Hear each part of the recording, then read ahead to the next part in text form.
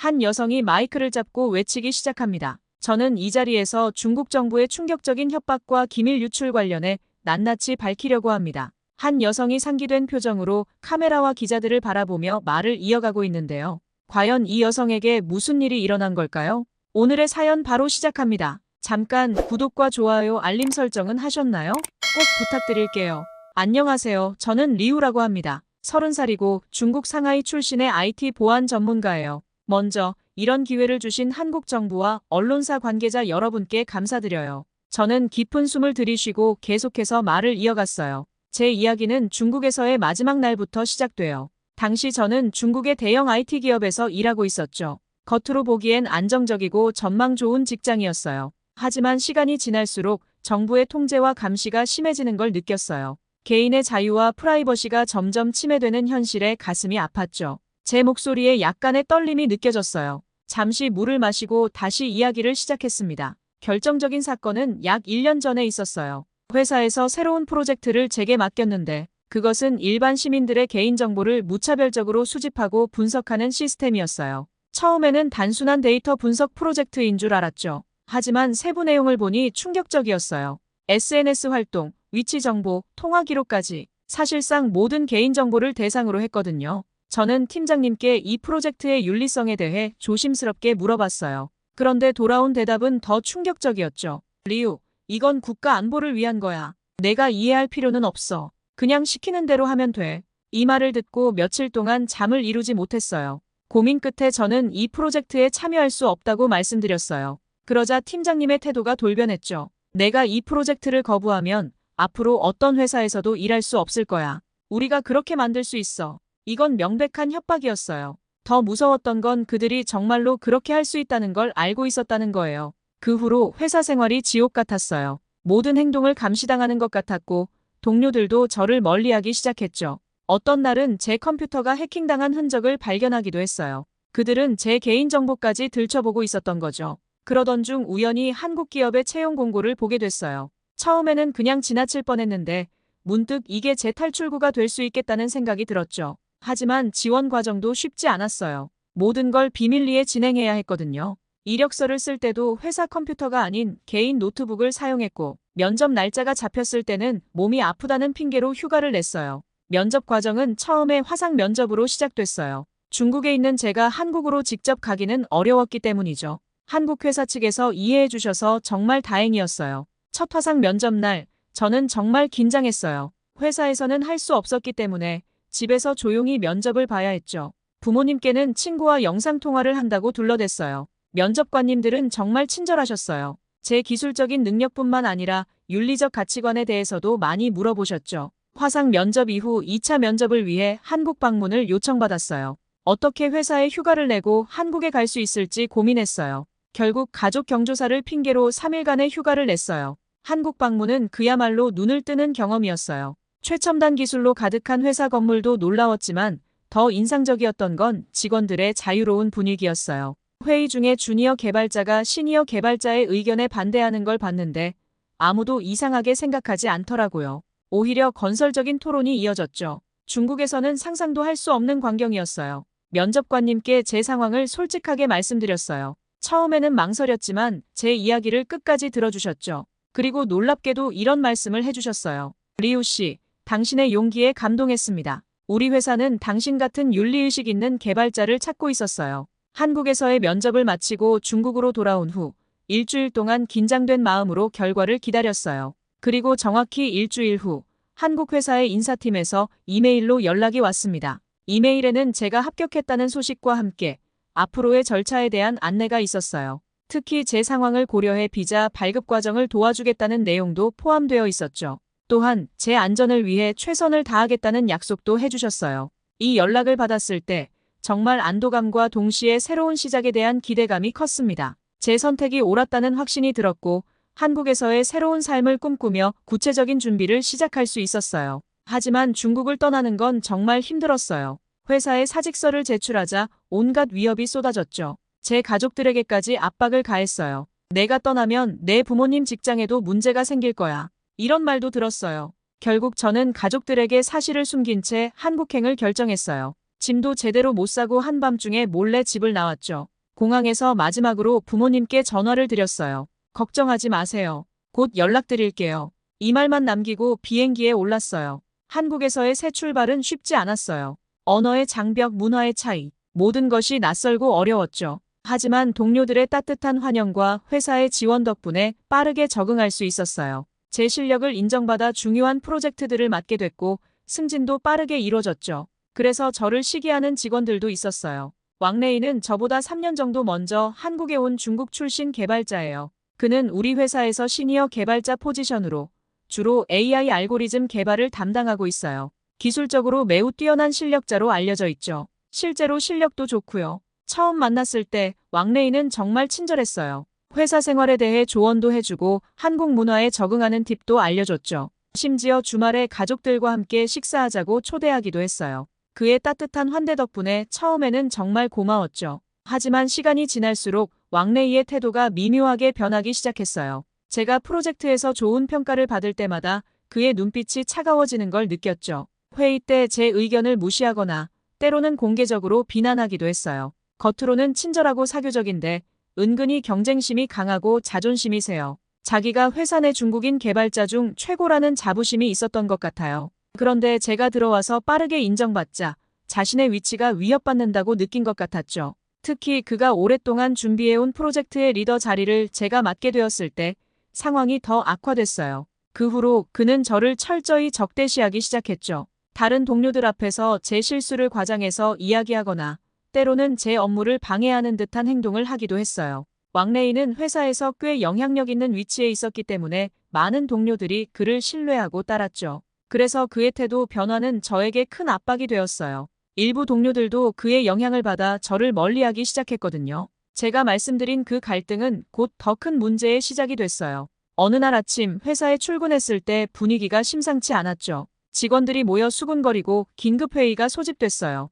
그리고 충격적인 소식을 들었습니다. 우리 회사의 핵심 기술 정보가 유출됐다는 거예요. 처음에는 단순한 해킹인 줄 알았어요. 하지만 상황은 제가 생각한 것보다 훨씬 심각했죠. 조사 과정에서 내부자의 소행일 가능성이 제기됐고 그 순간 모든 시선이 저에게 집중됐어요. 중국 출신이라는 이유만으로 제가 주요 용의자로 지목된 거죠. 그 순간의 충격과 공포를 어떻게 설명해야 할지 모르겠어요. 제가 그토록 신뢰하던 동료들이 하나둘 저를 의심의 눈초리로 바라보기 시작했어요. 복도를 지나갈 때면 대화가 갑자기 멈추고 회의실에 들어가면 묘한 긴장감이 감돌았죠. 저는 아무렇지 않는 듯 했지만 팀 회의에서 제 의견은 점점 무시되기 시작했어요. 하지만 가장 힘들었던 건 제 자신을 의심하게 되는 순간들이었어요. 혹시 내가 모르는 사이에 실수를 했던 걸까? 내 컴퓨터가 해킹당했을 수도 있지 않을까? 이런 생각들이 계속 머릿속을 맴돌았죠. 밤에 잠을 이루지 못하고 식욕도 떨어졌어요. 그러던 어느 날 제 유일한 친구였던 한국인 개발자 김준호가 저에게 다가왔어요. 그는 제 눈을 똑바로 바라보며 말했죠. 리우, 난 내가 결백하다고 믿어. 우리가 함께 진실을 밝혀보자. 그 말에 눈물이 났어요. 드디어 누군가가 저를 믿어준다는 사실에 안도감과 감사함이 밀려왔죠. 우리는 비밀리에 조사를 시작했어요. 준호 씨와 저는 매일 밤 늦게까지 회사의 남아 조사를 진행했어요. 우리의 첫 번째 단계는 회사 내부 네트워크 로그를 분석하는 것이었죠. 하지만 생각대로 되지는 않았어요. 회사의 보안 정책상 일반 직원들은 이런 로그에 접근할 수 없었거든요. 준호 씨가 아이디어를 냈어요. 리우, 우리가 새로운 보안 시스템을 개발 중이라고 하면 어떨까? 그러면 정보보안팀에 로그 접근 권한을 요청할 수 있을 거야. 이 제안으로 우리는 보안팀장을 만나게 됐어요. 처음에 보안팀장은 우리를 매우 경계했어요. 하지만 우리가 왕래이의 수상한 행동에 대해 언급하자 그의 태도가 갑자기 바뀌었죠. 사실 저도 왕래이 씨를 의심하고 있었어요. 보안팀장이 조심스럽게 말했어요. 몇 달 전 회사 규칙에 따라 컴퓨터 보안 점검을 하고 있었는데 그가 갑자기 화를 냈어요. 본인 컴퓨터는 만지지 말라면서 저를 신경질적으로 밀쳤어요. 보안팀장의 도움으로 우리는 더 높은 수준의 접근 권한을 얻을 수 있었고 CCTV 영상도 합법적으로 볼 수 있게 됐어요. 로그를 분석하는 데 일주일이 걸렸지만 우리는 수상한 접속 패턴을 찾아냈어요. 누군가가 자주 늦은 시간에 접속해 대량의 데이터를 전송하고 있었죠. IP 주소를 추적해보니 그것은 왕래이의 컴퓨터였어요. CCTV 영상은 이 의심을 더욱 짙게 만들었어요. 수상한 접속이 일어난 시간에 항상 사무실에 남아있던 사람이 왕래이였거든요. 하지만 이것만으로는 부족했어요. 결정적인 증거가 필요했죠. 우리는 왕래이의 컴퓨터를 직접 조사해야 한다는 결론을 내렸어요. 이건 매우 위험한 시도였죠. 보안팀장도 이 부분에서는 망설였어요. 회사 정책상 동료의 컴퓨터를 무단으로 조사하는 건 불가능해요. 하지만 공식적인 보안 감사라면 가능할 수도 있겠네요. 우리는 보안팀장의 제안을 받아들였어요. 그는 전체 개발팀에 대한 불시 보안 감사를 실시한다고 공지했고, 이를 통해 우리는 합법적으로 왕래이의 컴퓨터에 접근할 수 있었죠. 감사 과정에서 우리는 왕래이의 컴퓨터에서 숨겨진 폴더를 발견했어요. 그 안에는 회사의 핵심 기술 정보가 가득했고, 더 충격적인 건 이 정보들이 외부 서버로 전송된 로그까지 있었다는 거예요. 이 모든 증거를 수집하는데 2주가 걸렸어요. 진실을 알게 된 순간 제 마음속에는 분노와 슬픔, 그리고 안도감이 뒤섞였어요. 왕래이가 저를 질투해 이런 일을 저질렀다는 사실이 너무나 충격적이었죠. 동시에 제 결백이 증명됐다는 안도감도 컸어요. 우리가 수집한 증거를 경영진에게 보고한 후 회사는 즉시 공식 조사에 들어갔어요. 경찰도 투입되었죠. 왕래이는 체포되어 조사를 받게 되었어요. 조사 과정에서 더 충격적인 사실들이 드러났어요. 왕래이가 단순히 개인적인 이익을 위해 정보를 유출한 게 아니라 중국의 한 기업과 연계되어 있었다는 거예요. 그 기업은 우리 회사의 경쟁사였죠. 왕래이는 처음에는 모든 혐의를 부인했어요. 하지만 증거가 너무나 명백해서 결국 자백할 수밖에 없었죠. 그는 중국 기업으로부터 거액의 돈을 받고 우리 회사의 기술을 빼돌렸다고 시인했어요. 법정에서 왕래이는 자신의 행동에 대해 해명했어요. 그는 한국에서의 차별과 소외감 때문에 이런 선택을 했다고 말했죠. 하지만 판사는 이를 정당한 이유로 받아들이지 않았어요. 결국 왕래이는 산업 스파이 혐의로 실형을 선고받았어요. 또한 그가 받은 뇌물을 모두 반환하고 회사에 막대한 손해배상금을 지불해야 했어요. 이 사건은 한국 IT 업계에 큰 충격을 주었어요. 많은 기업들이 보안 시스템을 더욱 강화하기 시작했고 외국인 직원들에 대한 관리 정책도 재검토되었죠. 이 사건 이후 회사 분위기가 급변했어요. 제 결백이 밝혀지자 동료들이 하나둘 다가와 사과하기 시작했죠. 리우, 우리가 너무 섣불리 판단했어. 정말 미안해. 이런 말들을 들을 때마다 마음이 복잡했어요. 한편으로는 그들의 사과를 받아들이고 싶었지만 그러기에는 그동안의 상처가 컸거든요. 특히 인상 깊었던 건 우리 팀장님의 사과였어요. 그분이 전체 회의에서 공개적으로 저에게 사과하셨을 때 저도 모르게 눈물이 났죠. 리우 씨의 충성심과 정직성을 의심한 것은 우리의 큰 잘못이었습니다. 앞으로 이런 일이 반복되지 않도록 회사 문화를 개선하겠습니다. 이 사건을 계기로 회사는 큰 변화를 겪었어요. 다양성을 존중하고 상호 신뢰를 쌓는 프로그램들이 도입됐죠.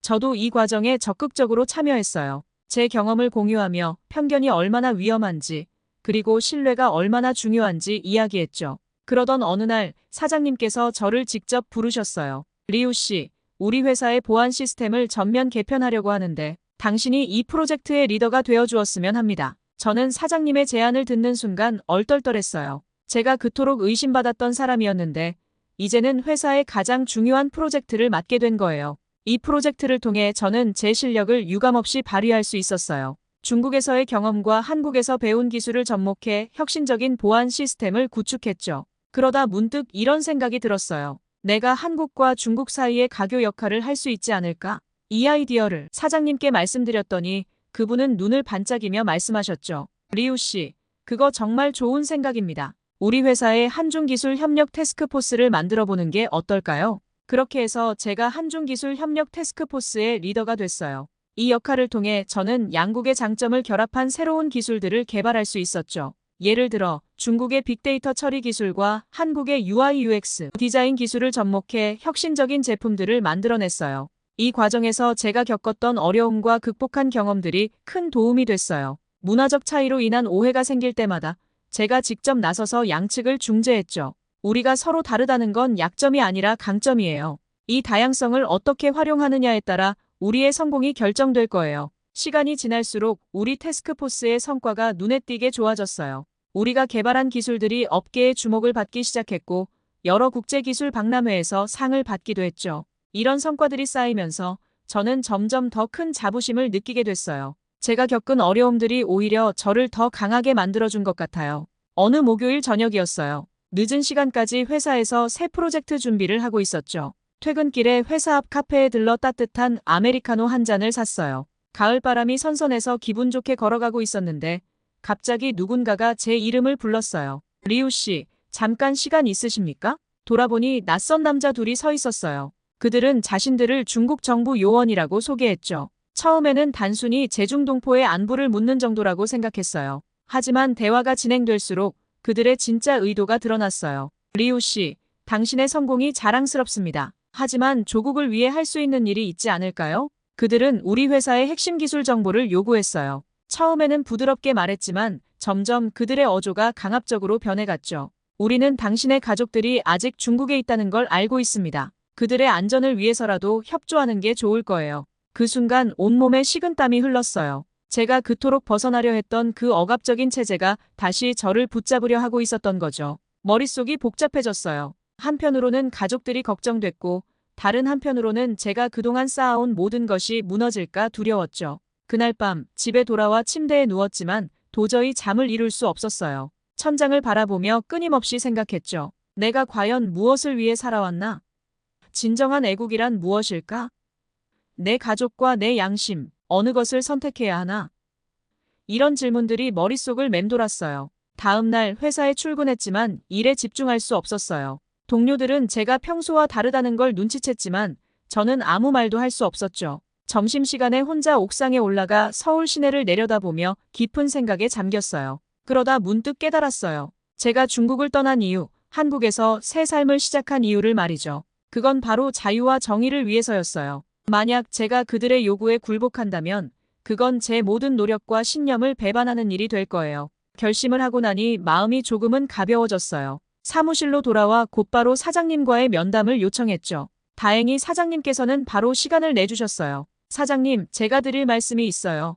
떨리는 목소리로 이야기를 시작했어요. 사장님은 제 말을 끝까지 진지하게 들으시더니 이렇게 말씀하셨어요. 리우 씨, 용기 내어 말해줘서 고마워요. 우리가 당신과 당신 가족을 지키겠습니다. 당신은 이제 우리 회사의 가족이에요. 사장님의 말씀에 눈물이 났어요. 제가 혼자가 아니라는 걸 느꼈거든요. 이어서 한국 정부에도 이 사실을 알렸어요. 처음에는 제 신분 때문에 의심의 눈초리를 받기도 했지만 사장님과 동료들이 저를 적극적으로 변호해 주셨죠. 결국 한국 정부는 제 상황을 심각하게 받아들이고 보호 조치를 취해 주었어요. 그리고 며칠 후 그 요원들이 다시 찾아왔을 때 저는 단호하게 말했어요. 저는 더 이상 중국 정부의 통제 아래 있지 않습니다. 그리고 지금 제 주위에는 한국 경찰들이 절 보호하고 있죠. 제 가족을 위협하신다면 한번 해보세요. 이미 한국 정부와 회사가 이 상황을 알고 있어요. 그들의 표정이 굳어졌지만 더 이상의 위협은 하지 않았어요. 이 사건 이후 제 마음속에 있던 마지막 갈등도 해소된 것 같아요. 이제 저는 제가 어디에 속해 있는지, 무엇을 위해 살아가야 하는지 분명히 알게 됐죠. 한국은 제게 단순한 일터가 아니라 제 가치관과 신념을 지킬 수 있는 제2의 고향이 되었죠. 이 사건이 언론에 보도되면서 저는 갑자기 주목을 받게 됐어요. 처음에는 그 관심이 부담스럽고 두려웠죠. 내가 과연 잘한 걸까? 하는 의문이 계속 들었죠. 하지만 놀랍게도 많은 한국분들이 저를 지지해 주셨어요. SNS에는 응원 메시지가 넘쳐났고 길을 걷다 보면 낯선 분들이 다가와 잘하셨어요 라고 말씀해 주시기도 했죠. 그 말을 들었을 때 저도 모르게 눈물이 났어요. 제가 정말로 이 사회에 받아들여졌다는 걸 깨달았거든요. 그 순간 제 마음속에 있던 모든 두려움과 불안이 눈 녹듯 사라지는 것을 느꼈어요. 하지만 동시에 중국 정부에 대한 실망감은 더욱 깊어졌어요. 제가 태어나고 자란 나라, 제 뿌리가 있는 곳인데 어떻게 이럴 수 있을까요? 국민을 지켜주기는커녕 오히려 위협하고 이용하려 든다니. 이런 생각을 하면 가슴이 아파오지만 한편으로는 제가 올바른 선택을 한 것 같아요. 때로는 밤에 잠을 이루지 못하고 창밖을 바라보며 중국에 있는 가족들 생각에 눈물을 흘리기도 해요. 하지만 그럴 때마다 제가 왜 이 길을 선택했는지를 다시 한번 되새기게 돼요. 이 경험을 통해 저는 국적이나 출신을 넘어선 보편적 가치의 중요성을 깊이 깨달았어요. 제가 한국에서 찾은 것은 단순히 더 나은 직장이 아니라 이런 가치들을 지키며 살아갈 수 있는 터전이었던 거예요. 이런 깨달음은 제 삶의 방향을 완전히 바꿔놓았어요. 특히 인상 깊었던 건 한국의 기술 보호 시스템이에요. 제 사건 이후 회사와 정부가 협력하여 더욱 강력한 기술 보안 체계를 구축했어요. 하지만 이 과정에서도 개인의 권리와 자유는 철저히 존중받았죠. 감시와 통제가 아닌 신뢰와 협력을 바탕으로 한 시스템이었어요. 이런 모습을 보며 다시 한번 제가 있어야 할 곳이 여기라는 걸 확신했죠. 중국에서는 상상도 할 수 없었던 방식이에요. 기술 발전과 개인의 자유가 공존할 수 있다는 걸 직접 경험하니 정말 감동이었어요. 회사에서도 변화가 있었어요. 사장님께서 전 직원 앞에서 이런 말씀을 하셨죠. 우리는 리우 씨의 용기에서 많은 것을 배웠습니다. 앞으로 우리 회사는 국적과 인종에 관계없이 모든 직원의 권리와 안전을 최우선으로 여기겠습니다. 이 선언 이후 회사 내 다양성과 포용성을 높이기 위한 여러 프로그램들이 시작됐어요. 외국인 직원들을 위한 멘토링 제도가 생겼고 문화교류 행사도 정기적으로 열리게 됐죠. 이런 변화들을 보며 제 경험이 단순히 저 한 사람의 일이 아니라 많은 이들에게 긍정적인 영향을 미쳤다는 사실에 가슴이 뭉클해졌어요. 저 역시 이 경험을 다른 이들과 나누고 싶어졌어요. 학교나 기업에 초청받아 강연을 하기 시작했죠. 제 이야기를 들은 많은 청년들이 용기를 얻었다고 해요. 특히 한 학생이 강연 후 저에게 와서 한 말이 기억에 남아요. 저도 리우 씨처럼 제 신념을 지키며 살고 싶어요. 이런 국적은 중요하지 않다는 걸 알게 됐어요. 이런 말을 들을 때마다 제가 겪었던 모든 어려움이 의미 있었다고 느껴져요. 이런 반응들을 보며 제 경험이 단순히 개인의 일이 아니라 사회적으로도 의미 있는 일이었다는 걸 깨달았어요. 제 선택이 누군가에게 힘이 되고 더 나은 사회를 만드는데 조금이나마 기여할 수 있다면 그것보다 더 큰 보람은 없을 것 같아요. 이제 저는 제 삶의 목적을 찾은 것 같아요. 기술을 통해 세상을 더 나은 곳으로 만드는 것, 그리고 제 경험을 통해 다른 이들에게 용기와 희망을 주는 것. 이것이 제가 앞으로 살아갈 이유예요. 물론 아직도 해결해야 할 문제들이 많아요. 중국에 있는 가족들의 안전도 계속 신경 쓰이고 가끔은 제 결정에 대한 의구심도 들죠. 특히 부모님과 통화할 때마다 마음이 아파요. 그들은 제 선택을 이해하지 못하시고 여전히 제가 중국으로 돌아오기를 바라세요. 하지만 그럴 때마다 저를 지지해준 한국 사회를 생각하면 다시 힘을 낼 수 있어요. 언젠가는 부모님도 제 선택을 이해해 주실 거라고 믿어요. 이제 저는 제 정체성에 대해 더 이상 혼란스러워하지 않아요. 저는 한국에서 일하는 중국계 IT 전문가이면서